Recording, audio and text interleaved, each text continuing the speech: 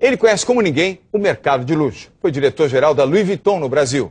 E ele conta por que o país consome tanto luxo como as principais capitais do primeiro mundo. Nós vamos conversar agora com o consultor Carlos Ferreirinha. Ferreirinha, muito obrigado pela sua presença aqui no nosso programa. Ferreirinha, você dirigiu aqui no Brasil a Louis Vuitton, talvez o maior ícone do luxo no mundo. E já há alguns anos vem se dedicando à consultoria do luxo. Inclusive, ao primeiro você implantou com a Fundação Armando Álvares Penteado o primeiro curso de luxo, de marcas, de grifes no país. Essa crise recente na Grécia, Portugal, Espanha, Itália, chamada crise europeia, pode afetar o mercado do luxo mundialmente e tem reflexos aqui no Brasil? Tem reflexo, ainda mais que o Brasil cada vez mais está inserido dentro desse contexto globalizado, João. Essa crise Europa, no momento, a principal preocupação é o mercado espanhol. A Espanha tem um consumidor muito importante no mundo, o consumidor espanhol se aventura pelo consumo, então ele deixa e cria uma retração de consumo com as principais marcas do mundo. E como você bem sabe, a Espanha tem excelentes cadeias de varejo unificada como conceito de departamentos americanos. E a fragilidade disso faz com que parte dessas operações tenham que, mais uma vez, encontrar mercados que consigam, de alguma forma, superar esse momento de queda, dentro desse, principalmente, o mercado espanhol. Com isso, as operações internacionais que estão no Brasil serão cobradas por resultados maiores, porque elas precisam ser capazes literalmente repor aquilo que está sendo por perdido. exemplo, a Espanha não vai conseguir oferecer como resultado. Não mais. Agora, nós temos também a Itália, que tem um grande consumo do luxo próprio, mas principalmente de turistas estrangeiros, mas, diria, num patamar um pouco menor, Portugal e a própria Grécia. Você acha que essa nova situação econômica, advinda desta crise europeia, vai provocar reflexos mais profundos a ponto de rever resultados e objetivos deste ano 2010? A ordem do momento é rever a geografia de consumo de luxo do mundo. Há muitos anos atrás, na década de 80, o Japão foi o mercado fundamental para a grande maior parte das operações. Depois da queda do Japão, a ordem era consumidor local. A China começou a se desenhar como o principal jogador desse mercado mundial de luxo. E nessa virada agora a China assume a liderança, os mercados emergentes passam a ser, para o médio e longo prazo, a grande alternativa de nova onda de crescimento e faturamento do mercado de luxo, aonde o Brasil passa a chamar a atenção de forma que nunca chamou. Agora, os consumidores brasileiros têm um comportamento diferente dos consumidores europeus, americanos, chineses? O impulso de consumo. O brasileiro tem uma característica de um comportamento muito impulsivo de consumo. Portanto, menos racional. Muito menos racional. Na verdade, o consumo de luxo, nós sabemos, João, ele é emocional. Ele é totalmente emocional. Mas no Brasil, esse consumidor muito. Mas no Brasil ele se aventura debaixo de uma tomada de decisão muito impulsiva, com a condição de pagamento que favorece muito a expansão de acesso ao luxo no Brasil, porque as marcas aqui conseguem dividir parcelamentos de consumo em 5, 10, 15 vezes. Aliás, é o único lugar do mundo. O único lugar do mundo. Parcelar em cartão de crédito no Brasil. Isso faz com que esse consumidor brasileiro seja muito impulsivo. Ele administra a impulsividade dele fazendo consumos realmente muito aventureiros. O que faz com que, em alguns momentos, o Brasil entregue melhor metro quadrado de venda do mundo, melhor lançamento, melhor velocidade de absorção de consumidor, apenas porque o brasileiro tem um impulso de consumo muito imediato. Aliás, há casos clássicos, inclusive na empresa que você dirigiu. A Louis Vuitton tem na loja do Shopping Guatemi, certamente uma das 5 mais importantes lojas em venda por metro quadrado do mundo. Confere? Exatamente isso. Você vê, isso que a informação precisa. É o metro quadrado que é muito significativo. Não quer dizer que a Vuitton no Brasil tem o melhor faturamento mundial. Por metro quadrado. Mas por metro quadrado, que tem a ver exatamente essa forte afluência de consumidor consumindo. Não é só o caso da Vuitton no Guatemi, o caso da Hermès no Shopping Cidade Jardim em São Paulo, igualmente, na mesma situação. A loja da Gucci no Shopping Guatemi em São Paulo, mesma coisa. Todas essas operações ditas por você, que são os grandes jogadores mundial, encontram no Brasil um país sedento pela chegada dessas marcas, demoraram muito tempo a entrar, a Vuitton sempre foi a pioneira, mas Hermès recente, Gucci recente, e outros movimentos que vão surgir nos próximos anos, que já pegam um consumidor que já estava querendo essas marcas, que tem disposição, tem velocidade e quer imediatamente consumir agora. Isso faz com que o metro quadrado cresça. Para Ferreirinha, curiosidade, inclusive para aqueles que nos assistem, que circunstancialmente compram luxo. Quem viaja muito sabe comparar preços. E sabe, por exemplo, que preços de uma Louis Vuitton de Gucci, de Prada, de outras marcas que estão aqui, Hermès, por exemplo, que quando você compra aqui, você compra mais caro.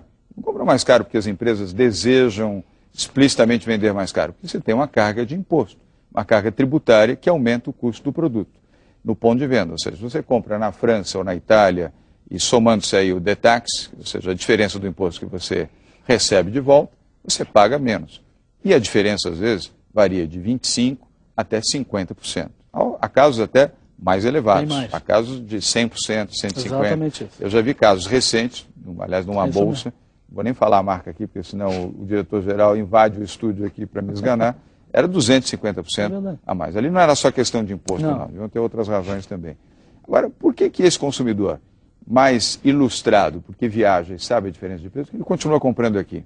Ou ele não compra? Não, ele compra, João. Nós temos um grande desafio hoje no Brasil. O maior concorrente do cenário de luxo no Brasil é o avião.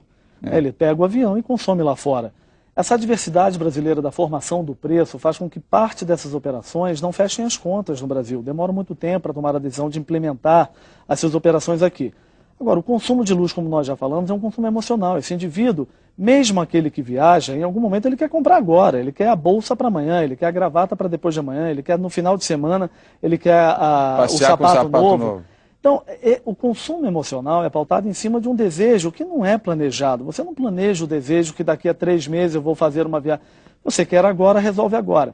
Mas o ponto fundamental é, se nós estamos mantendo um ritmo de crescimento no Brasil, mesmo diante da adversidade, se nós tivéssemos a tão esperada revisão tributária fiscal no Brasil, que não é somente para o setor de luxo, você é um líder nesse segmento, o quanto isso poderia favorecer a empregabilidade, divisas sendo colocadas aqui. O que nós temos dito na Associação Brasileira de Marcas de Luxo, a Abrael, é que basicamente hoje nós estamos empregando mão de obra lá fora. Porque o brasileiro se tornou entre os 2, 3 principais consumidores de luxo em Nova York, em Miami, em Paris, em alguns outros mercados. Milão. Ou seja, até uma informação muito interessante para você, João. Parte dessas operações estão hoje contratando vendedores brasileiros para atender o crescimento que chegou a ser de 120% de consumidor brasileiro lá fora. Não, é verdade. Recentemente eu estive em Miami e no Shopping Bal Harbour, que é um dos ícones de luxo do mundo. A curiosidade é que do piso inferior, do piso térreo, de 8 lojas que eu entrei de grife, até eu tive essa curiosidade.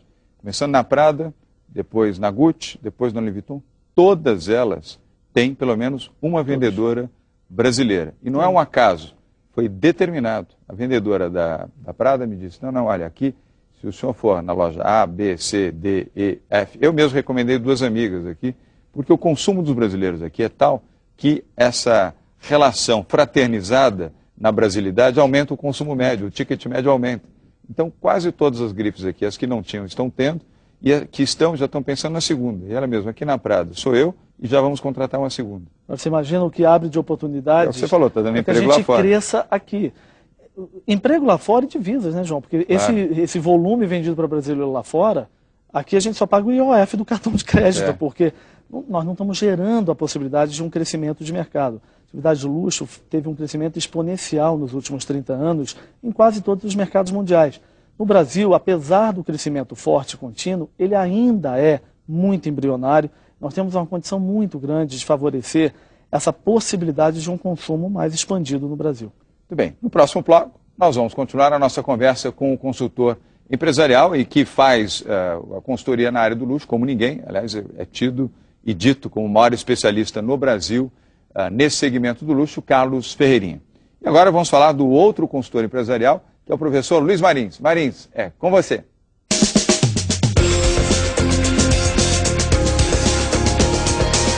Conexão direta.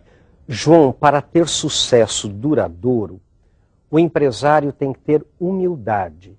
Principalmente, João, no sucesso. E humildade é muito interessante, a etimologia da palavra vem de humus, que é terra. A mesma origem da palavra humano, a mesma origem da palavra humanidade.